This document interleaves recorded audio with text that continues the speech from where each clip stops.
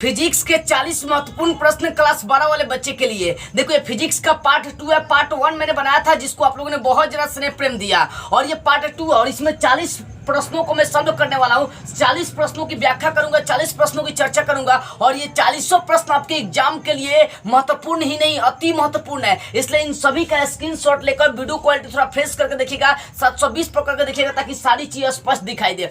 मेरे कहने का सीधा सा मतलब है इन 40 का स्क्रीनशॉट पहले आप समझ लीजिए, बाद में स्क्रीनशॉट लेकर इसका नोट्स तैयार कर लीजिएगा। देखो ये क्लास 12 वाले बच्चे के लिए बहुत इंपॉर्टेंट फिजिक्स का क्वेश्चन है। पहला क्वेश्चन बोला है आवेश की ध्रुवता होती क्या। पहले समझिए आवेश की ध्रुवता क्या होती है। इसको इंग्लिश में पोलैरिटी ऑफ चार्ज कहते हैं। तो बाबू देखो आवेश दो प्रकार के होते हैं। पता आवेश का मतलब क्या होता है, जब दो वस्तुओं को आपस में रगड़ते हैं तो आवेश उत्पन्न होती है। अपने हाथ को रगड़ के देखिए तो हाथ क्यों दोनों हाथ गर्म हो जाते हैं, तो दोनों हाथ पर आवेश उत्पन्न होता है। लेकिन दोनों में आप ये नहीं बता सकते हैं किस हाथ पर प्लस आवेश है और किस हाथ पर माइनस आवेश है, मतलब किसमें धनात्मक और किसमें ऋणात्मक। तो धनात्मक और ऋणात्मक गुण बताने वाले को, मतलब धनात्मक और ऋणात्मक आवेश में जो अंतर बता देता है उसी को बोलते हैं आवेश की ध्रुवता। यानी विभेद करने वाला, अंतर बताने वाला वह गुण जो आवेशों में विभेद उत्पन्न कर देता है कि ये प्लस है ये माइनस है, वही क्या कहलाता है आवेश, पोलैरिटी ऑफ चार्ज, मतलब आवेश की ध्रुवता कहलाती है।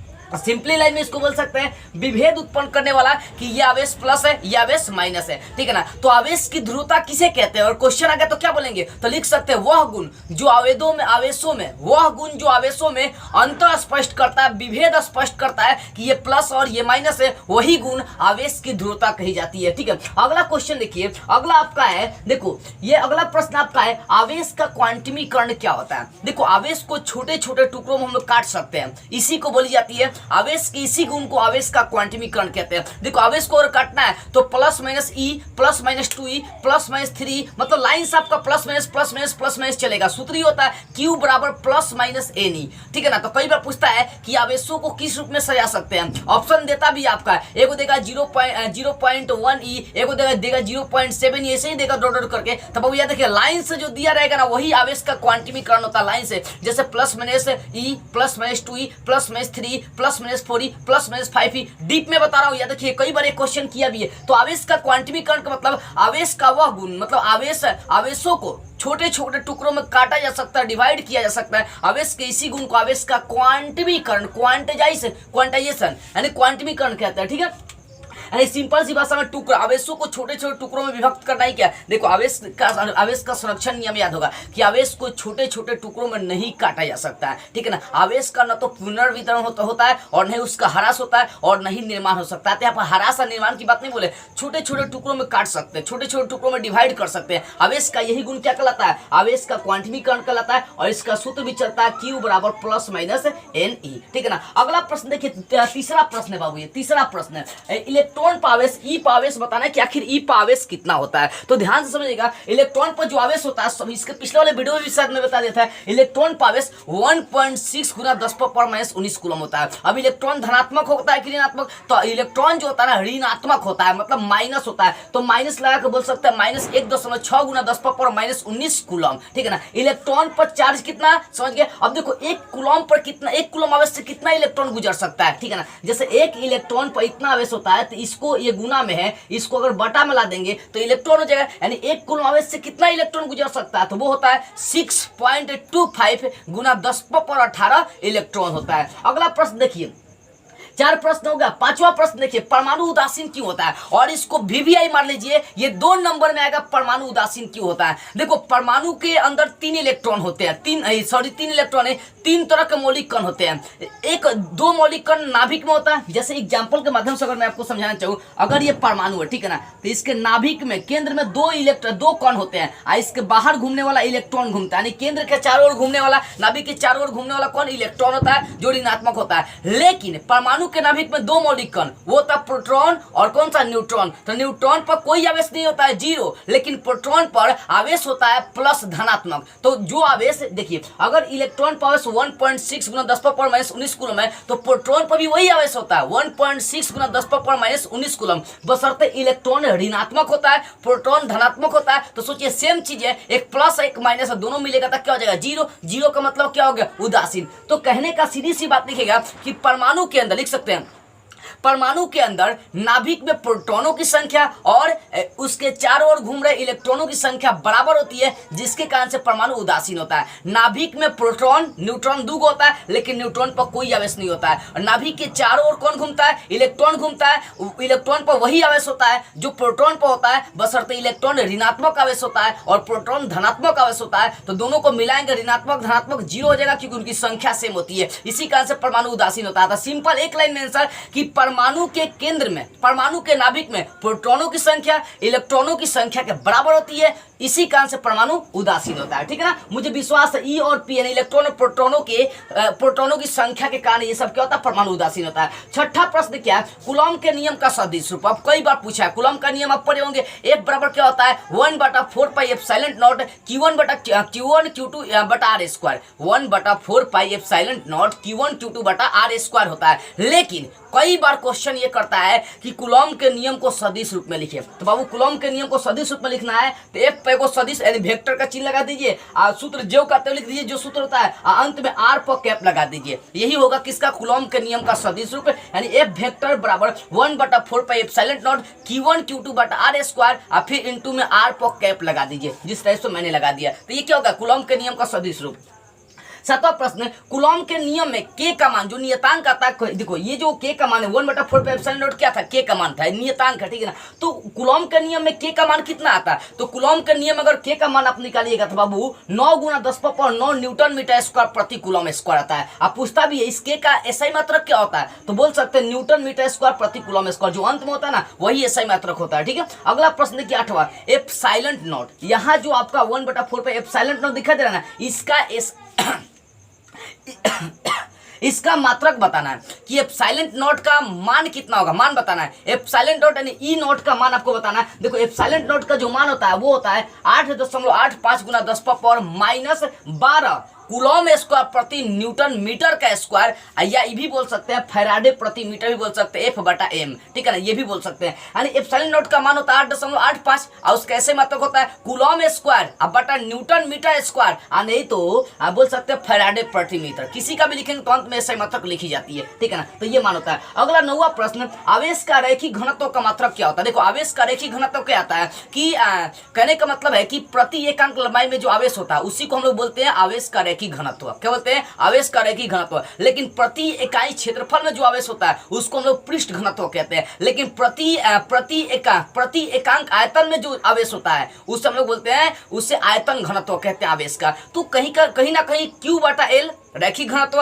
Q/A पृष्ठ घनत्व और Q/V आयतन घनत्व। तो Q/L कूलम प्रति मीटर चला है, क्योंकि Q ऊपर Q है नीचे L है। तो कूलम का ऐसे मात्रक कितना? कूलम का ऐसे मात्रक आवेश का ऐसे मात्रक कूलम हो जाएगा, और L लंबाई दूरी का ऐसे मात्रक क्या होता है? मीटर होता है। देखो मैं आपको समझा दूं, जगह तो नहीं है लेकिन फिर भी मोटा मोटी बताऊं। देखो Q/L ये होता है रैखिक घनत्व, और वही Q/A करेंगे तो पृष्ठ घनत्व, Q/V करेंगे तो आयतन घनत्व। तो Q का आवेश कैसे मात्रक कूलम, लंबाई कैसे मात्रक मीटर होता है। तो इसी कारण से मैंने स्पष्ट लिख दिया है कि आवेश के रैखिक घनत्व कैसे मात्रक कूलम मीटर, लेकिन आगे पृष्ठ घनत्व कैसे मात्रक चलेंगे तो कूलम प्रति मीटर का स्क्वायर। अब वही अगर चलेंगे आयतन घनत्व तो कूलम प्रति मीटर का क्यू, क्योंकि अगर सोचिए यहाँ पर बटा में 1 कर देंगे तो क्षेत्रफल कैसे मात्रक लंबाई चौड़ाई दोनों होता है तो मीटर स्क्वायर। अगर यहीं पर हम Q/V कर देंगे तो आवेश का तो वही रहेगा कूलम, लेकिन आयतन में लंबाई चौड़ाई ऊंचाई 3 आता है तो मीटर क्यू हो जाएगा। इसी कारण से आवेश के आयतन घनत्व का मात्रक क्या होता है? कूलम प्रति मीटर का क्यू होता है। ठीक है, समझ में आ गई होगी आपको। आगे 12 नंबर प्रश्न देखिए, किसी अचालक पदार्थ को आवेश देने पर फैलता है या नहीं? अचालक पदार्थ मतलब जिसमें धाराएं नहीं बह सकती, ये अचालक पदार्थ है। अब इसमें आवेश देंगे तो कहीं फैलेगा? कहीं नहीं फैलेगा, क्योंकि ये अचालक है, निर्जीव है। आपके शरीर में धारा देंगे तो भाई आप तो लटक जाएंगे यही गति। तो अचालक पदार्थ जिसमें धाराएं नहीं बह सकती, मतलब जो निर्जीव होता है, ठीक है ना, उसमें आवेश देंगे तो कहीं नहीं फैलता है। तो इसका आंसर जगह कोई कहीं नहीं फैलने का वो काम करता है। ठीक है, पूरा होकर दिया ये तो, चलिए इसको बंद करिए। ठीक है, हाँ देखिए आगे आगे 13 नंबर प्रश्न क्या है, विद्युत क्षेत्र की तीव्रता कैसे मात्रक क्या होगा। सब कुछ जानता है विद्युत क्षेत्र की तीव्रता कैसे मात्रक दूगो न्यूटन प्रति कूलम, क्योंकि ई बराबर सूत्र होता है एफ बटा क्यू, यानी प्रति एकांक आवेश में जो बल लगता है उसे विद्युत क्षेत्र की तीव्रता कहते हैं। तो विद्युत क्षेत्र कैसे मात्रक पूछे, चाहे विद्युत क्षेत्र की तीव्रता कैसे मात्रक पूछे, तो न्यूटन प्रति कूलम या वोल्ट प्रति मीटर भी कह सकते हैं। क्या कह सकते हैं, न्यूटन प्रति कूलम n बटा c, चाहे वोल्ट प्रति मीटर भी कह सकते हैं। कई बार क्वेश्चन करता है विद्युत क्षेत्र कौन सी राशि, विद्युत क्षेत्र की तीव्रता कौन सी राशि, तो बाबू सदिश राशि होता है। कौन सा राशि, सदिश राशि होता है विद्युत क्षेत्र या विद्युत क्षेत्र की तीव्रता। आगे 14 नंबर प्रश्न है, विद्युत फ्लक्स का ऐसे मात्रक क्या होता है। बाबू देखो, इसके पिछले वाले वीडियो में भी शायद मैंने इसकी चर्चाएं किया था, लेकिन ध्यान से अगर नहीं समझाऊंगा तो ध्यान से समझिए, एकदम बारीकी से समझाऊंगा। विद्युत फ्लक्स का जो ऐसा ही मात्रक होता है वो होता है न्यूटन मीटर स्क्वायर प्रति कूलम, यानी एन एम का स्क्वायर बटा सी कर देंगे। या दूसरा भी होता है, वो कौन होता है, वोल्ट मीटर होता है, वोल्ट मीटर होता है, ठीक है ना। यानी विद्युत फ्लक्स का ऐसे मात्रक न्यूटन मीटर स्क्वायर प्रति कूलम या वोल्ट मीटर, ठीक है ना, या वोल्ट मीटर। अगला प्रश्न देखिए 15 नंबर देखिए, 15 नंबर प्रश्न बोला है कि आवेशित खोखले गोलीय चालक के अंदर तीव्रता कितनी होगी। अगर कोई खोखला गोला है, सिर्फ खोखला गोला है, उसके अंदर यानी कोई खोखला गोला को हम आवेश दिए तो उसके भीतर विभव का मान बताइए, उसके भीतर तीव्रता का मान बताइए। तो कोई खोखला गोला के गोला पर यदि आवेश दिया गया, उसके ऊपर आवेश दिया गया और अंदर उसका तीव्रता पूछता है, तो अंदर तो आवेश नहीं जाएगा, क्योंकि अंदर नहीं बाहर ही आवेश दिया गया है। तो बाहर अगर बाहर निकलना होता तीव्रता तो अलग आता है, लेकिन अंदर पूछ रहा है, इसी का आंसर 0 होगा। क्यों, क्वेश्चन समझिएगा, आवेशित खोखले गोलीय चालक के अंदर, यानी जो खोखला गोला है उसके चारों ओर आवेश दिया गया है, ठीक है ना, लेकिन अंदर तीव्रता पूछ रहा है, तो अंदर तो कोई आवेश नहीं है, क्योंकि आवेश तो बाहर है, उसकी सतह पर है, अंदर आवेश नहीं है। इसी कारण से तीव्रता क्या हो जाएगी बाबू, 0 हो जाएगी।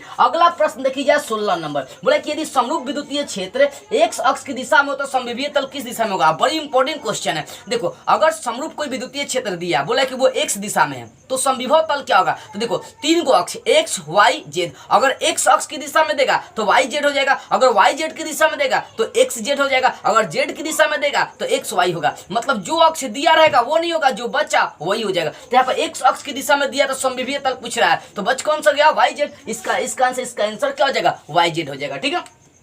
अगला प्रश्न देखिए बाबू, 17 नंबर प्रश्न है, विभव और विभवांतर का ऐसे मात्रक है। सभी को पता है विभव और विभवांतर एक अदिश राशि होती है जिसका ऐसे मात्रक वोल्ट होता है। विभव कौन सी राशि, अदिश, विभवांतर कौन सी राशि, अदिश। इसका एसआई मात्रक क्या होगा, तो वोल्ट होता है। आगे प्रश्न देखिए जाए, ऊर्जा भी कौन सी राशि होती है, अदिश होती है, उष्मा भी कौन सी राशि होती है, अदिश होती है। आगे देखिए 18 नंबर प्रश्न है, तीव्रता और विभव के बीच संबंध बनाने वाला सूत्र कौन सा है। तो तीव्रता और विभव के बीच संबंध बनाने वाला प्रणता का सूत्र होता है जिसको E बराबर माइनस dV बटा dx कहते हैं। कई बार पूछता भी है कि प्रणता को सूचित किससे करते हैं, तो प्रणता को dV बटा dx को हम लोग प्रणता कहते हैं, विभव प्रणता कहते हैं। विभव प्रणता को सूचित किससे करते हैं, तो dV बटा dx से सूचित करते हैं। E और V के बीच संबंध वाला यही सूत्र है, लेकिन पूछेगा विभव प्रणता को सूचित किससे करते हैं बाबू, तो dV बटा dx से। इस तरह से मैंने भी 18 प्रश्न आपको क्लियर कर दिया। अब साइड में जरा सा आइए, 19 नंबर प्रश्न देख लीजिए, दिया द्विध्रुव आघूर्ण का एसआई मात्रक। तो द्विध्रुव आघूर्ण को P से सूचित करते हैं। P बराबर सूत्र होता है Q गुना मतलब आवेश गुना दूरी, तो आवेश का ऐसे मात्रक कूलम और दूरी का ऐसे मात्रक मीटर, यानी द्विध्रुव आघूर्ण का ऐसे मात्रक क्या होता है, कूलम होता है। क्या होता है, कूलम होता है। और द्विध्रुव आघूर्ण जो होती है वो कौन सी राशि, सदिश। क्या होती है, सदिश। क्या होती है बाबू, सदिश। यानी द्विध्रुव आघूर्ण कौन सी राशि होती है, सदिश। इससे मतलब क्या होता है, कूलम मीटर होता है। एक और क्वेश्चन पूछता है कि द्विध्रुव आघूर्ण का एक अन्य मात्रक पूछता है, डेबाई किसका मात्रक है। डेबाई को डी से सूचित करते हैं, तो डेबाई किसका मात्रक है, तो द्विध्रुव आघूर्ण का ही अन्य मात्रक है। यहाँ से ये क्वेश्चन करेगा डेबाई किसका मात्रक है, तो द्विध्रुव आघूर्ण का। एक क्वेश्चन करेगा 1 कूलम मीटर बराबर कितना डेबाई होता है, तो कूलम मीटर किसका ऐसे मात्रक है, द्विध्रुव आघूर्ण का। तो सिंपली क्वेश्चन समझिएगा, 1 कूलम मीटर का कितना डेबाई में मान होता है, तो 3 गुना 10⁻19 डेबाई होता है। कितना होता है बाबू, ये समझिएगा प्रश्न को। 1 cm मतलब कूलम मीटर, 1 कूलम मीटर का मान कितना डेबाई होता है, डेबाई किसका, तो उसी का ऐसे मात्रक अन्य ऐसे मात्रक होता है द्विध्रुव आघूर्ण का। तो 1 कूलम मीटर का मान जो होता है वो 3 गुना 10⁻19 डेबाई होता है। और कई बार क्वेश्चन पलट देता है, अब पूछेगा 1 डेबाई का मान कितना होगा, तो 1 डेबाई का मान निकालने के लिए जो गुना में ना इसको बटा में ला देंगे, तो 1 डेबाई का मान 1/3 गुना 10⁻29 1/3 गुना 10⁻29 कूलम मीटर हो जाएगा। तो इधर उधर करेंगे सब निकल जाएगा, ठीक है। 20 नंबर हो गया। 21 नंबर प्रश्न देखिए, निरक्षीय स्थिति में विभव का मान। हाँ बाबू, ये क्वेश्चन VVI मार लीजिए, एकदम सारा क्वेश्चन VVI है। सबका नोट्स तैयार करेगा, जिस तरह से मैं समझा रहा हूँ वीडियो को बार बार पोज करके वीडियो को बार बार रोक रोक कर आप देखिए, समझिए सब चीजें, ठीक है ना। यानी निरक्षीय स्थिति में विभव का मान क्या होगा, तो याद रखना बाबू, निरक्षीय स्थिति में विभव का मान 0 होता है। क्या होता है, 0। निरक्षीय, देखो दो तरह का अक्ष होता है, एक अक्षीय और दूसरा का निरक्षीय। तो हमें जानना निरक्षीय स्थिति में तीव्रता का मान नहीं, विभव का मान, ठीक है ना। तो निरक्षीय स्थिति में विभव का मान कितना होता है, 0। आगे 22 नंबर प्रश्न क्या बोला है, अक्षीय और निरक्षीय स्थिति में तीव्रता का अनुपात कितना होता है। अक्षीय स्थिति में तीव्रता का मान निकाले, ई का मान निकाले, और निरक्षीय स्थिति में तीव्रता का मान निकालिए। तो याद रखिएगा, जब दोनों का अनुपात करेंगे तो उसका अनुपात आएगा 2:1। कितना आएगा, 2:1। अक्षीय में तीव्रता का मान, निरक्षीय में तीव्रता का मान, दोनों का अनुपात करेंगे तो निकल जाएगा 2:1। दिमाग में बैठा लीजिए इस चीज को। आगे प्रश्न 23 नंबर। अब 23 नंबर प्रश्न है, यदि P वेक्टर का गुण और E वेक्टर की तीव्रता हो तो इनके बीच टॉर्क का व्यंजक क्या होगा, तो टॉर्क का व्यंजक P sin थीटा। क्या होगा, P sin थीटा। क्या होगा, क्रॉस के बदले साइन निकलेगा, नहीं तो P vector cross E vector, और डॉट रहता तो कॉस निकलता, लेकिन यहाँ पर क्रॉस है तो कई बार दे देगा P sin थीटा, तो घबराइएगा नहीं, वही होगा। अगर नहीं दिया है साइन के रूप में तो P vector cross E vector, ठीक है। आगे प्रश्न कीजिए 24 नंबर। 24 नंबर बोला है कि चालक की धारिता या संधारित्र का ऐसे मतलब क्या होगा। देखो, चालक की धारिता कैसे मतलब पूछे, संधारित्र कैसे मतलब पूछे तो कूलम प्रति वोल्ट, नहीं तो इसको हम लोग फेराडे के नाम से जानते हैं, तो फेराडे ही ऑप्शन में आपको देता है। लेकिन कई बार पूछता एक फेराडे का मान किसके बराबर होगा, तो एक फेराडे का मान 96,500 कूलम होता है, और नहीं तो 1 कूलम प्रति वोल्ट भी होता है, ठीक है ना। नहीं, चालक की धारिता कैसे मतलब फेराडे, संधारित्र की धारिता कैसे मतलब फेराडे, ठीक है। 25 नंबर प्रश्न क्या है, बोल रहा है किसी गोलीय चालक की धारिता किसके समानुपाती हो। देखो, एक सूत्र पढ़ना है, हमें एक सूत्र पढ़ना है जिसमें C समानुपाती होता है R के, यानी जो वक्रता त्रिज्या होता है, ये जो चालक की धारिता होती है वो त्रिज्या के समानुपाती होती है। किसके समानुपाती होती है, त्रिज्या की। किसके समानुपाती, त्रिज्या की। तो पूछेगा क्वेश्चन, किसी गोलीय चालक की धारिता किसके समानुपाती होती है, तो आंसर आंख मूंद के मारेंगे, उसके त्रिज्या के समानुपाती होती है। आगे 26 नंबर प्रश्न देखिए बाबू। 26 नंबर है, 9 किलोमीटर त्रिज्या वाले गोलीय चालक की धारिता कितनी होगी, ये याद करने वाली चीज। दो क्वेश्चन करता है, एक को देखो पृथ्वी की त्रिज्या 6400 किलोमीटर होता है, ठीक है ना। तो एक क्वेश्चन करता है कि 9 किलोमीटर अगर त्रिज्या लेकर चल रहे हैं तो उस गोलीय चालक की धारिता कितनी होगी, तो 1 माइक्रोफैराड होगी, यानी 1 गुना 10⁻⁻6 फैराड होगी, क्योंकि माइक्रो का मान 10⁻⁻6 होता है। तो क्वेश्चन सिंपली आपसे कर सकता है, किसी खोखले गोलीय 9 किलोमीटर गोलीय चालक की धारिता कितनी होगी, तो 9 देगा। तो याद रखिएगा, क्या मारेंगे, आंख मूंद के आंसर मारेंगे 1 माइक्रोफैराड। क्या मारेंगे, 1 माइक्रोफैराड। लेकिन अगर पूछ दे कि पृथ्वी की धारिता कितनी होती है, तो पृथ्वी की धारिता 711 माइक्रोफैराड। पृथ्वी की धारिता 711 माइक्रोफैराड। पृथ्वी की धारिता 711 माइक्रोफैराड। कैसे, इसको न्यूमेरिकल टाइप से भी क्वेश्चन करेगा। बोलेगा यदि किसी गोले की त्रिज्या 6400 किलोमीटर है तो उसकी धारिता कितनी होगी, तो 6400 पृथ्वी की त्रिज्या होती है, ठीक है ना। तो उसकी धारिता निकालेंगे तो 711 माइक्रोफैराड। तो दो टाइप से क्वेश्चन करेगा।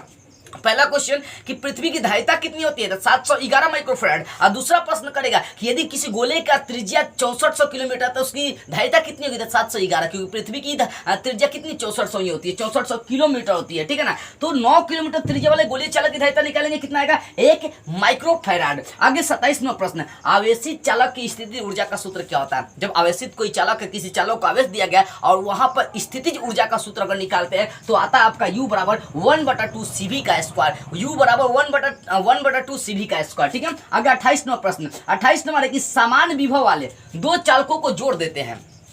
समान विभव और समान विभव वाला दो चालक है, ऐसा चालक जिसका दोनों का भी जो है ना, विभव जो है ना समान है, उनको जोड़ देंगे तो वहां पर न तो आवेश का पुनर्वितरण होता है, मतलब आवेश यहां से वहां नहीं जाएगा, और ऊर्जा का ह्रास भी नहीं होगा। कैसे, सोचिए, दो शक्तिशाली इंसान है तो जल्दी टकराएगा नहीं, क्योंकि जानता है हम लड़ेंगे तो हमरो क्षति पहुंचेगा, ये भी जानता है कि हम भी लड़ेंगे तो हम क्षति पहुंचेंगे। आकर्षण कहाँ होता है, अलग अलग चीजों पर। जहां सेम चीज होता है ना, प्रतिकर्षण, रिपल्सन होता है, प्रतिकर्षण होता है। दोनों अगर मजबूत बंध है तो समझिए कि आएगा ये नजदीक नहीं, एक दूसरे को टक्कर देगा, एक दूसरे को दूर भगाने का काम करता है, ठीक है ना। वही समान विभव वाला अगर दो चालक को जोड़ देते हैं तो वहां आवेशों का भी पुनर्वितरण नहीं होगा, मतलब पटरी नहीं बैठेगा दोनों का, और साथ में वहां पर ऊर्जा का ह्रास भी नहीं होगा, ठीक है ना। तो दो चीजें, समान विभव वाले यदि दो चालकों को जोड़ देते हैं न तो वहां पर आवेश का पुनर्वितरण होता है और नहीं वहां पर ऊर्जा का ह्रास होता है, ठीक है। आगे देखिए 29 नंबर प्रश्न क्या है, और बहुत इंपॉर्टेंट प्रश्न है 29 नंबर। शुष्क बोला क्वेश्चन कि शुष्क वायु का प्रवैद्युत सामर्थ्य क्या होता है। और यहाँ से 2 क्वेश्चन आपका बनेगा, शुष्क वायु का प्रवैद्युत सामर्थ्य।